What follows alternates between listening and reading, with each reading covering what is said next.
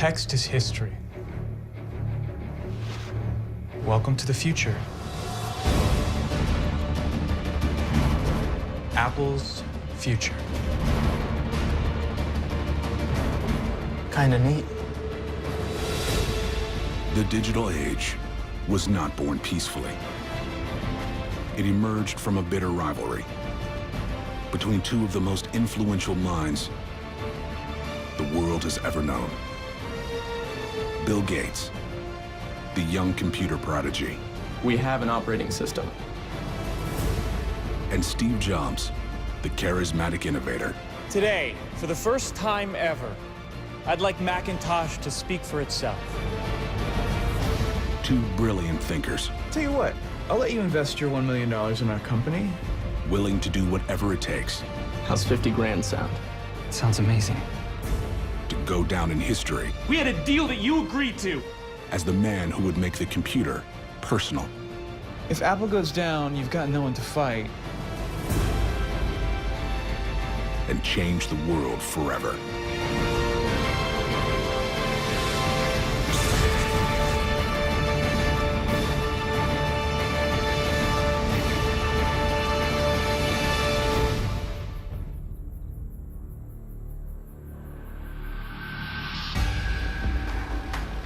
A teenager and his friend are on a mission to hack into their local computer center and help themselves to some free computer time. The hacker's name is Bill Gates. Bill Gates was a guy who came from a well-to-do family in Seattle, had a great education, was a smart guy, was by all accounts a very driven and competitive guy. That was his nature. Bill wanted to win. Even as a teenager, Gates possesses a rare knowledge. He knows how to operate a mainframe computer.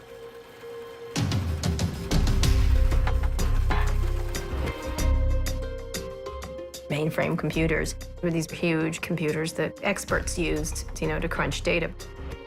They were used by corporations, and, the gods of tech had to run these things. They couldn't be handled by regular people.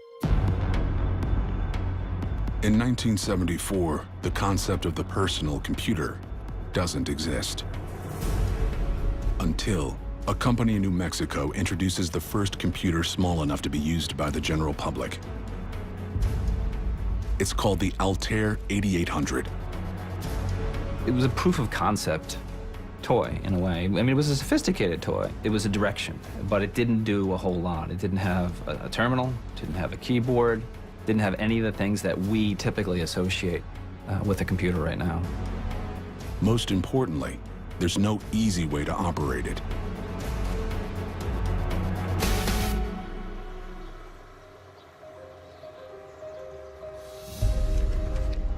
When the Altair is released, Bill Gates is a student at Harvard University. Gates and his friend Paul Allen know that to be useful, the Altair needs a programming language.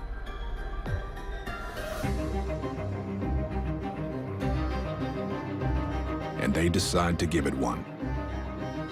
Bill Gates and Paul Allen sensed that something was in the air. They didn't want to spend the next 2 or 3 years watching the parade go by.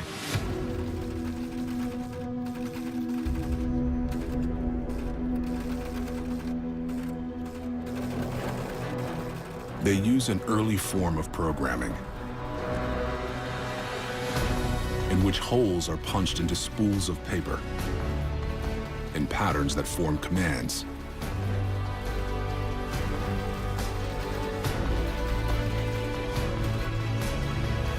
To prove that their program works, they'll have to take it directly to the makers of the Altair. Hugo. You look older, they'll take you seriously. Okay.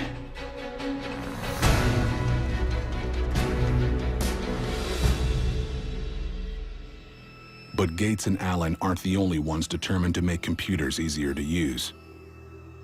3,000 miles away, the future of the personal computer is being imagined in a completely different way.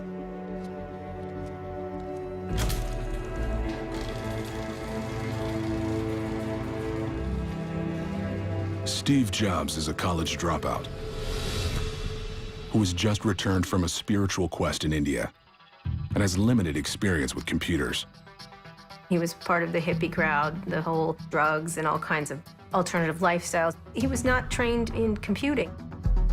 One of Jobs' friends is Steve Wozniak, an electronics and computer hobbyist, who's come up with a radical idea. Hey, What you working on? I got something new. Check this out. Wozniak has built a computer with a microprocessor, like the Altair. But he's added two other key components: a keyboard and a monitor. Instead of having to punch code into paper, programming can now be written directly using the same keys found on a typewriter. It was a eureka moment. I could type commands on the computer and they came up on my TV screen. These things I call eureka moments are surprises that even you didn't realize how important they were going to be for how things work. Jobs is immediately intrigued. But unlike Wozniak, Jobs is less interested in how computers work and more interested in how he can sell them. Steve was the total businessman. He wanted the company. I just wanted to build cool products. And that was pretty much our relationship. We needed each other so badly.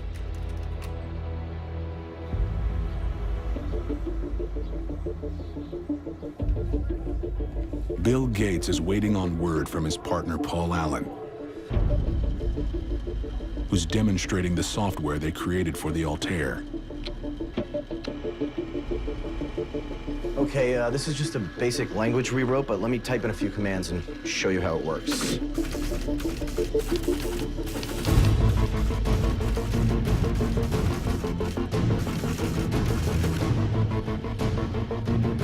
You don't know which ideas are going to have the greatest potential until you've actually put them in practice. Sometimes someone comes up with an idea and you say, wow, this could really revolutionize the world.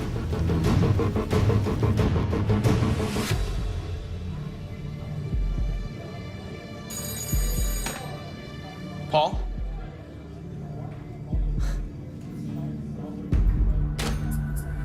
Gates and Allen have just sold the first software program for a personal computer. It's enough to inspire Bill Gates to take the biggest risk of his life. At the age of 19, he drops out of Harvard, and along with Paul Allen, starts a small computer company in an Albuquerque strip mall. They call it Microsoft. In a California garage, another ambitious company is being born. Steve Jobs thinks he can sell the latest computer designed by his partner, Steve Wozniak. After all, it has 16 times the memory of the Altair 8800 and a memorable name. I was thinking Executech. Maybe Personal Computers, Inc. No.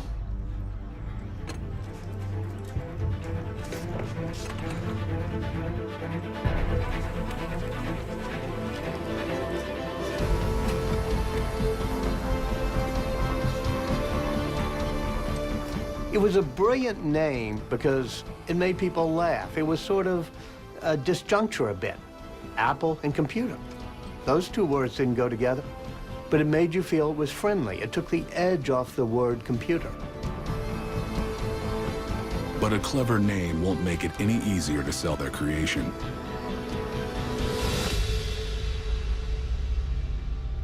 Well, as you can see, we're using the ASCII keyboard and as well as the MOS 6502 chip. Why didn't you use the Intel 8080? It's more compatible. You can see the design here. If you want to know like. more, you can buy one. I think we've shared enough. Even with the revolutionary addition of a keyboard and monitor, The Apple I is a flop. Jobs only sells 200 units to computer hobbyists.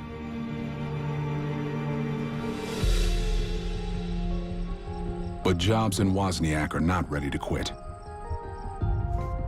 We knew we were going to be successful. We never once thought we would fail. We knew that we were going to shock the world and that we were going to be so far ahead of everybody else's attempts to build low-cost computers that we were going to own the world. While Steve Wozniak works to make their processors faster, Steve Jobs knows he needs to make the computer itself more appealing.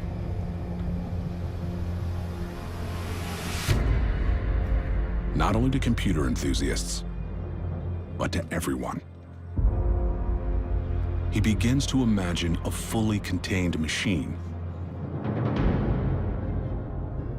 incorporating all the needed components into a revolutionary, easy-to-use design.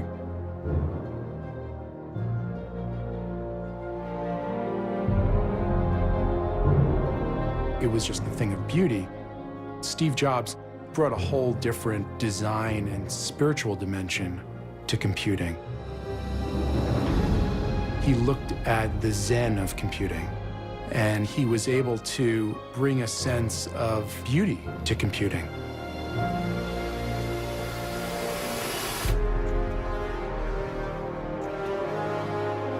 The Apple II was about to change the computer business forever.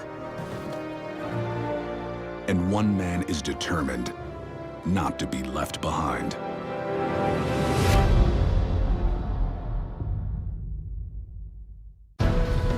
"22-year-old Steve Jobs believes a personal computer will one day be in every home. And now he's one step closer to making that dream a reality.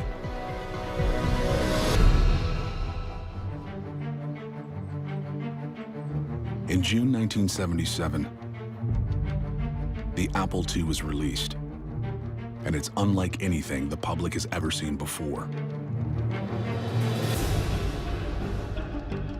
Its easy-to-use design is an instant hit with consumers.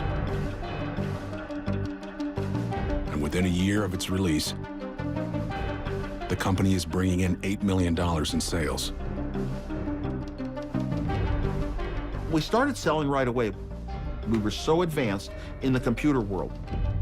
It was color, it was graphics. We were so many light years ahead of everyone else.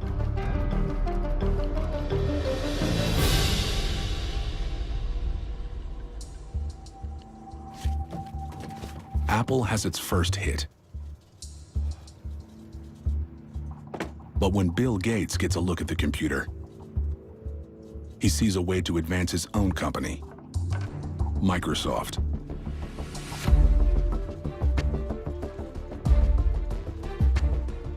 The Apple II may be perfect for everyday consumers, but its programming isn't compatible with most business software on the market.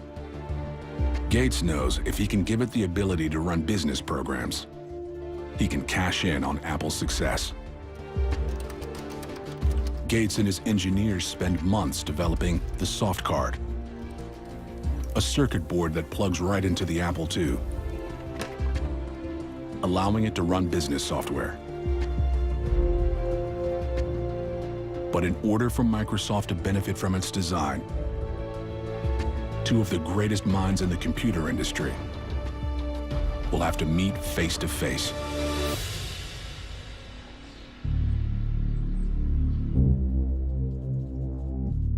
Sure looks good.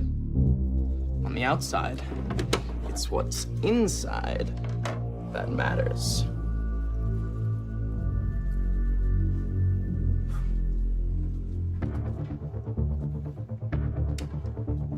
You know how to write code? I hire people for that.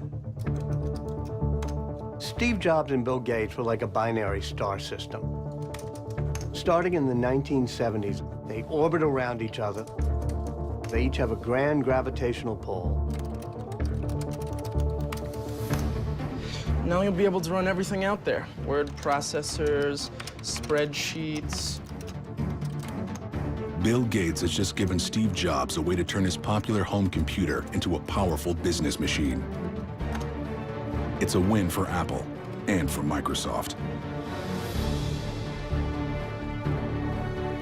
By 1980, selling soft cards to Apple users has become Microsoft's #1 revenue source. And the company triples its sales.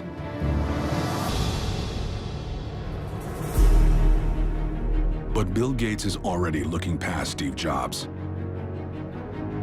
and sets his sights on the biggest name in technology, IBM. For decades, IBM has been at the forefront of business technology. But now they want to get into the personal computer business. The thing that Gates saw that was important was IBM was going to be a big deal in this area. And so he wanted to be the principal software on that PC.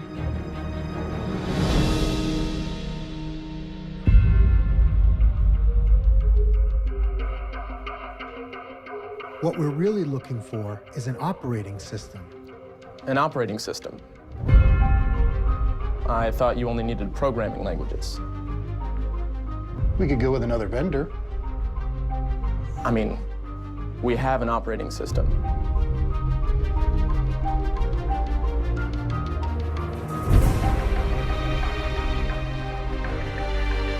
Gates makes a deal with IBM. Even though Microsoft hasn't actually built an operating system yet.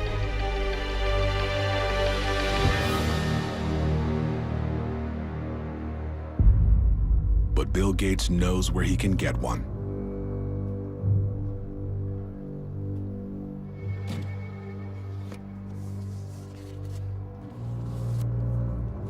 How's 50 grand sound? That sounds amazing. Who'd you say it was for? Confidential. Gates purchases an already finished operating system from a small software company and renames it Microsoft DOS. Basically, they said, we're gonna pay you $50,000 and we can do with this anything that we want with it. And the company was glad to sell it to them. Armed with an operating system, Bill Gates now has the upper hand.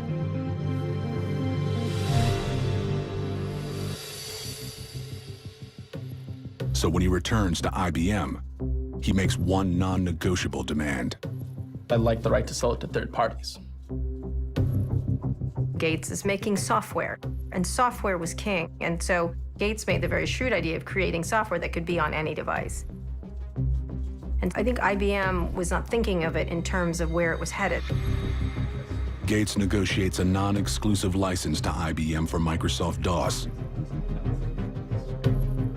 Now, Microsoft has the right to sell their operating system to any computer company in the world. It probably ranks as the greatest business deal in history. The money that DOS brought in made Microsoft an incredibly wealthy company. And when you have a lot of wealth, you have a lot of power. And you can begin to shape an industry.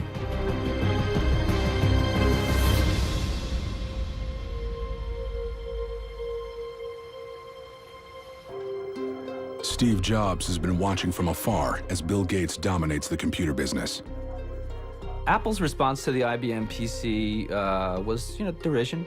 They thought it was a big, clunky, inelegant box, but they were also smart, and they knew anything that IBM stepped into, it was gonna own a chunk of that market.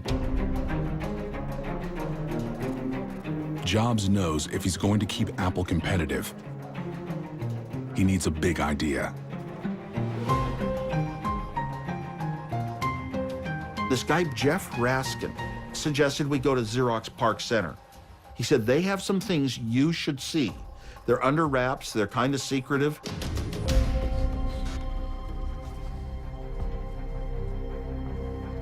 Yeah. So what kind of great things have you got going on over at Xerox PARC? Some object-oriented programming, network stuff. Nothing as exciting as you guys. I tell you what, I'll let you invest your $1 million in our company if you give us a full tour of your facility.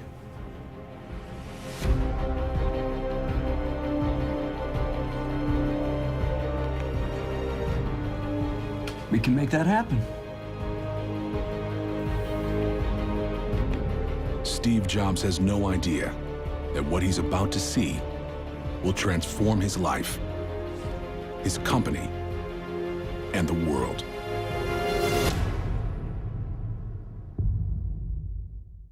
Andy, you're on the Mac team now.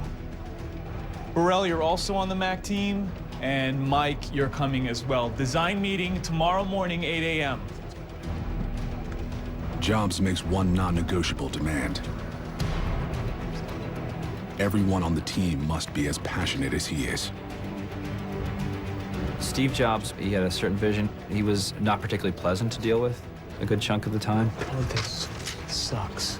Okay. There were amazing stories about the pressure cooker that the Macintosh team was under, but he was also the most charismatic guy who ever walked the planet, according to anyone who ever met him or worked with him.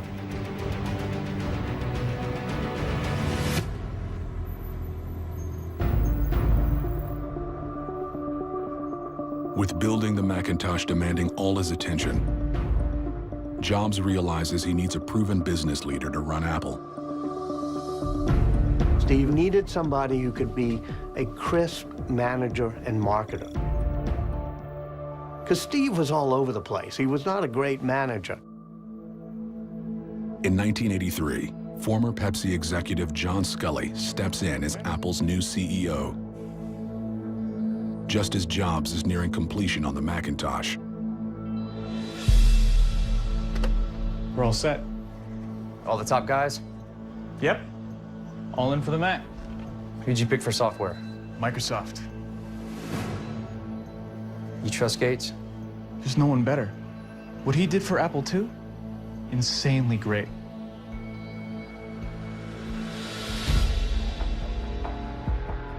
Once again, Steve Jobs invites Bill Gates to participate in his latest innovation. Text is history. Welcome to the future. Apple's future. Steve wants to show off this notion that they're going to do this user interface. That's really cool and graphical.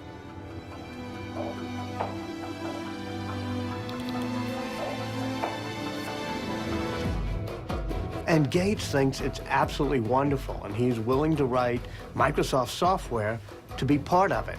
Kind of neat. But Gates senses an even bigger opportunity for Microsoft.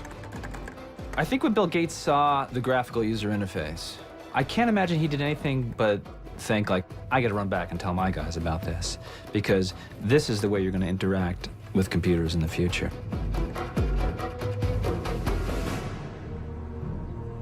What's wrong with ours? It's brain dead. His can slide windows around. He can have two open at once. Why don't we just drum up a lookalike? We need to beat him to the punch. This has to happen now. Bill Gates decides to go after Apple directly. He instructs his team to start work on a graphical user interface that they call Interface Manager. In America, because anyone can use it. A child can use it. But by the fall of 1983, a different name would finally stick. Windows.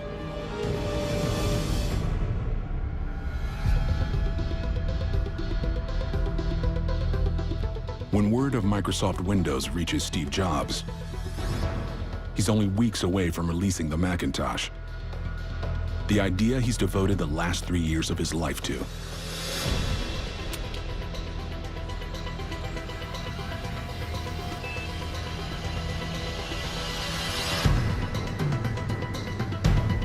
The man who Jobs thought was an ally has declared war. Gates, get him down here now.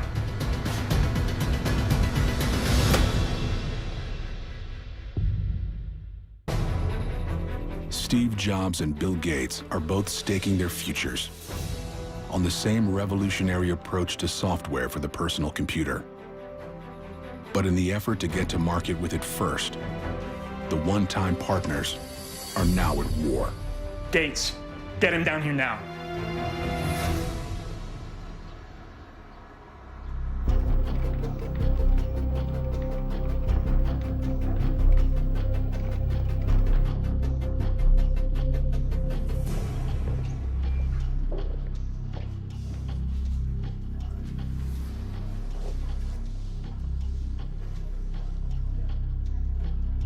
this how you treat your friends?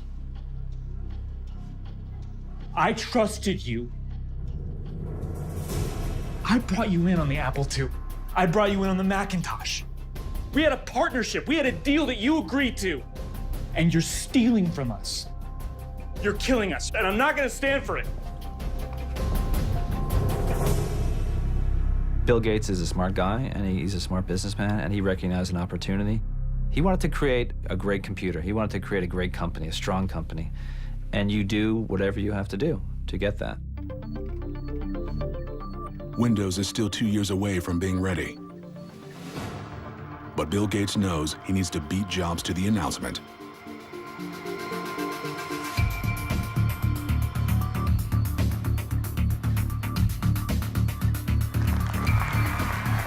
I'm here to show a few highlights for our upcoming product.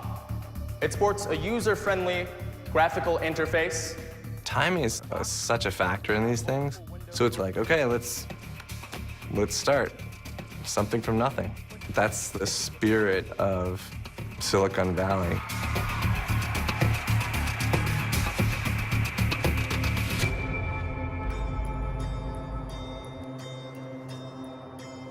Steve Jobs' dream has been hijacked. But unlike Gates, he has a working product that's ready to sell and a natural talent for marketing it.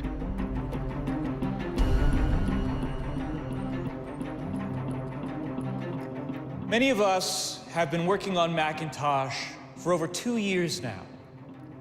Today, for the first time ever, I'd like Macintosh to speak for itself.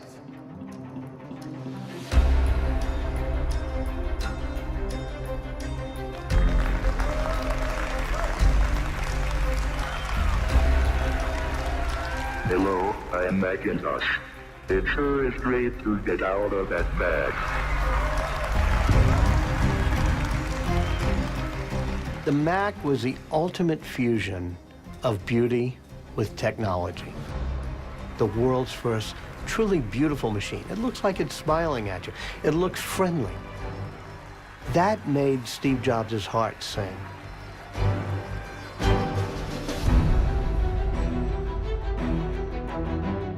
The unveiling of the Macintosh is a hit. But the computer itself is slow and struggles to find buyers. The Macintosh sales fell drastically. We had a factory designed to build 80,000 Macintoshes a month, and the sales fell to 500 a month. Our Apple stock dropped in half. This is scary stuff for a company.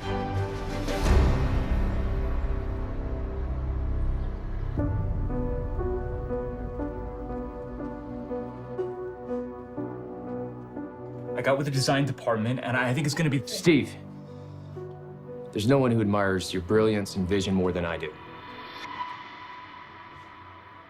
John, what are you saying? The board's decided that it's best if you step down.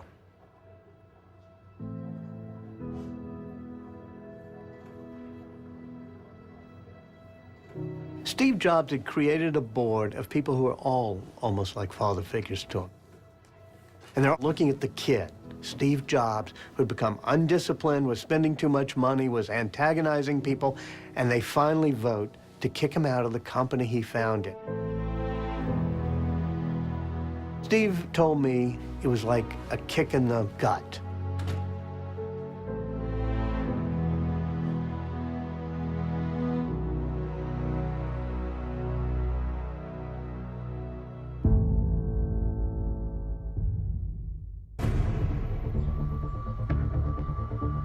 In 1985, the Macintosh fails to light the world on fire. And Steve Jobs, the founder of Apple Computers, is out of his own company.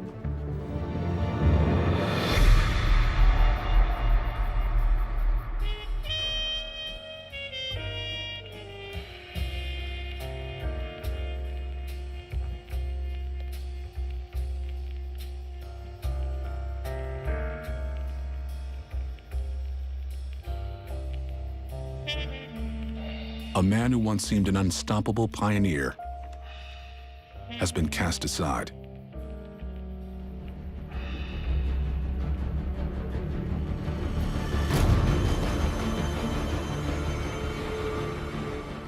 While his rival Bill Gates is building Microsoft into an empire, MS-DOS has become the standard operating system on millions of computers.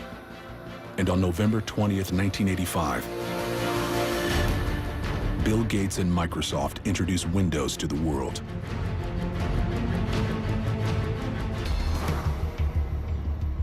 As Bill Gates' legal troubles mount,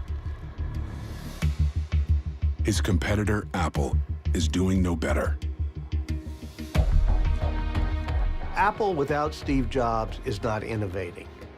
They're kind of milking the old product line.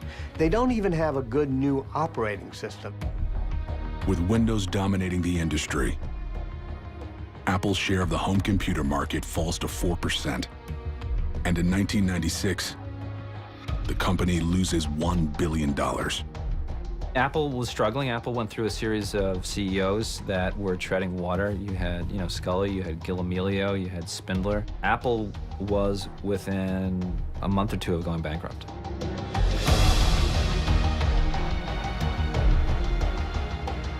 Apple stands on the brink of collapse. So 12 years after forcing him out, the board asked Steve Jobs to come back.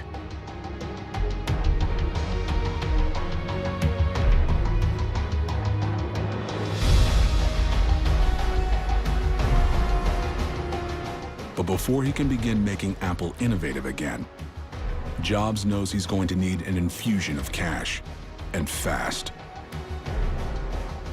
To get it, he'll have to turn to an unlikely source. Hi, Bill. Bill Gates is under investigation for running a monopoly. Steve Jobs is back at the company he founded, but it's on the verge of bankruptcy.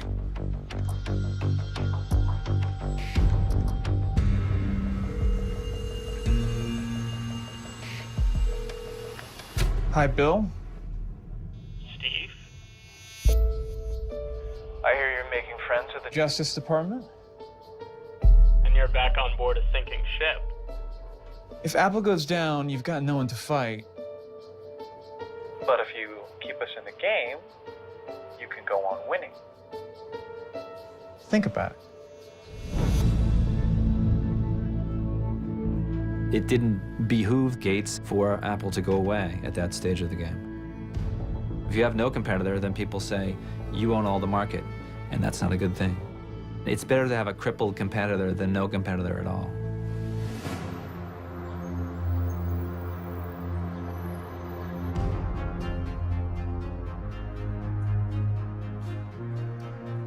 Now, I'd like to talk about meaningful partners.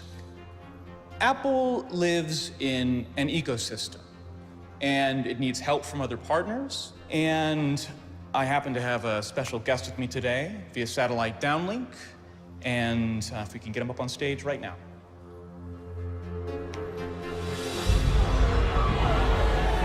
Good morning.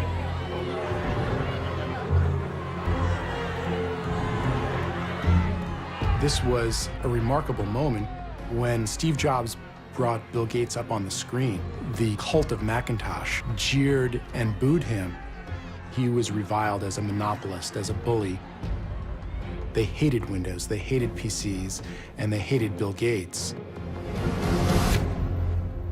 Despite initial backlash, Microsoft invests $150 million in Apple. And Jobs wastes no time turning Apple around. Steve just takes massive control, and he makes sure that the products are just relentlessly beautiful, like the original iMac with its translucent colors and that rabbit-shaped design. 7 minutes to load a song. In 2001, Steve Jobs pushes beyond computers. The MP3 player that ruined my day. Into entirely new products, like the iPod. Maybe something better. Nobody knew we needed 1,000 songs in our pocket. We all had MP3 players. But Steve said, no, I'm going to create something that's so great. People don't know they want it, but once they see it, they're going to want it. Everybody says, that's great, but Steve says, no.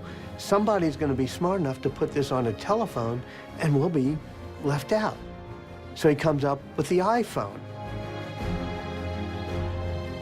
In 2007, fans wait in line as long as over 100 hours to buy what would become Steve Jobs' signature marvel, the iPhone.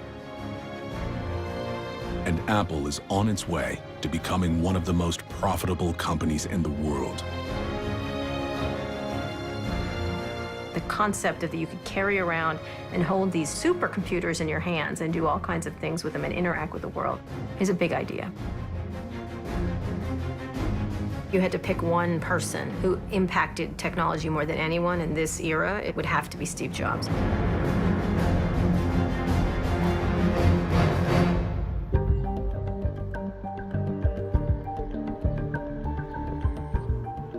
While Steve Jobs' reputation soars, Bill Gates has an image problem.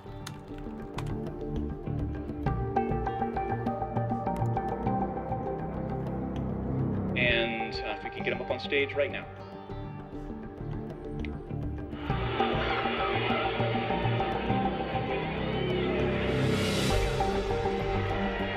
He wanted to be beloved, and he wanted his name to go down in history in the pantheon of great men.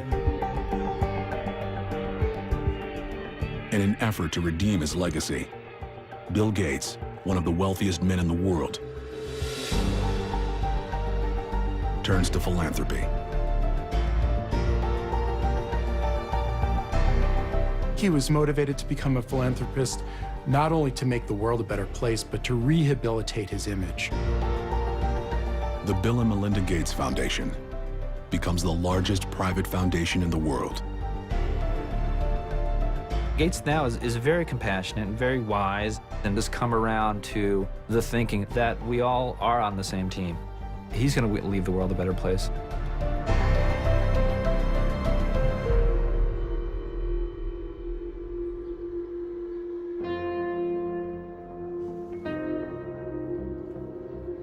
For years, Steve Jobs has been downplaying the news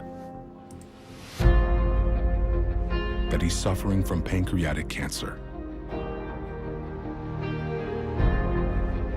By 2011, his health problems forced Jobs to resign as Apple's CEO. Maybe he didn't know he was dying, but he knew he had limited time on this planet. Death became an important motivator for him. And if you think about it, everything that he did that people remember him for today were when he was dying.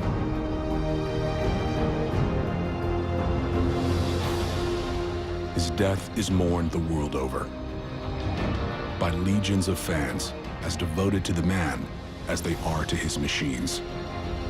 In the year following his death, Apple would become the most valuable company on Earth.